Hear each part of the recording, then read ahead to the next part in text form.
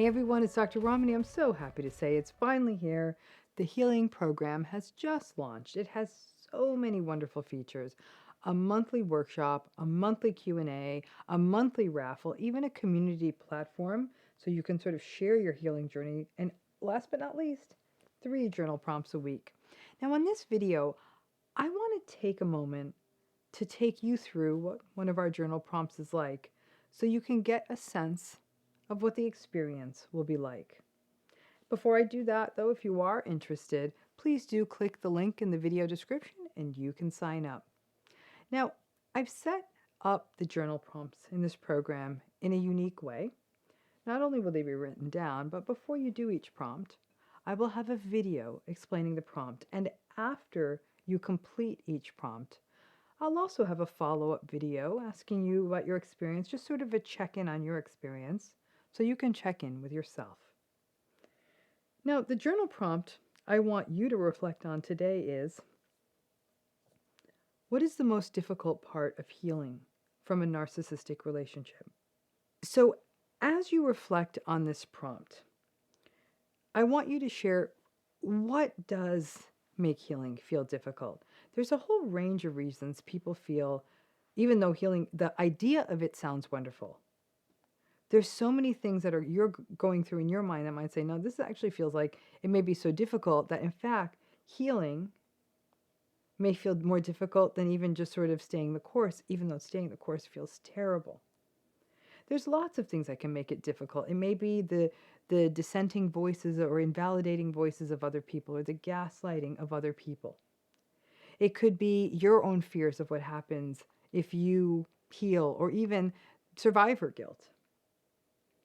There could be practical things, but whatever it is, it's for you to reflect on, to write down, to talk it out, to record it, however it works for you. But to lay out what to you feels like it would make healing difficult. Because if something's difficult, we often don't want to do it. And yet, I know you're very committed to healing, but we have to be honest with ourselves that there are things out there that can make it feel hard. And then we can talk ourselves out of it, particularly in the vulnerability of narcissistic abuse, where there is so much self-doubt and self-blame. I want you to take a moment, pause the video, and feel free to download the PDF of the journal prompt in the video description. Give it a shot. Try the journaling, see what it feels like to do it, and then reflect on what it feels like afterwards. So how was that? What was it like to do that prompt? What did it feel like to lay that out in the written word, or maybe you're doing a voice recording of it? How did it feel to think about those issues, to really to put it out there? It's one thing to ruminate about something.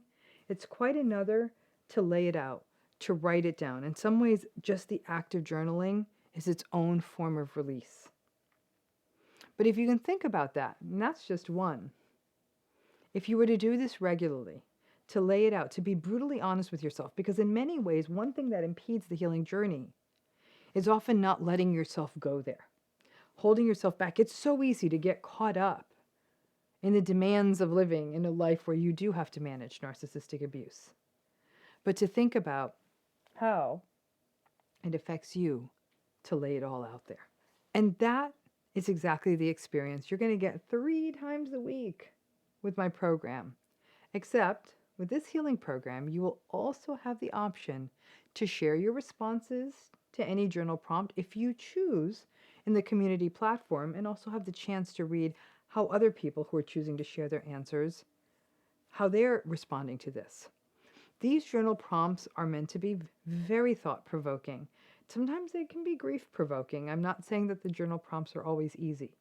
But what they do is really take the content and extend it over each week. That you don't wait till once a month and do the work of healing, but several times a week. You're stopping and thinking, I need to sit with this and think about it.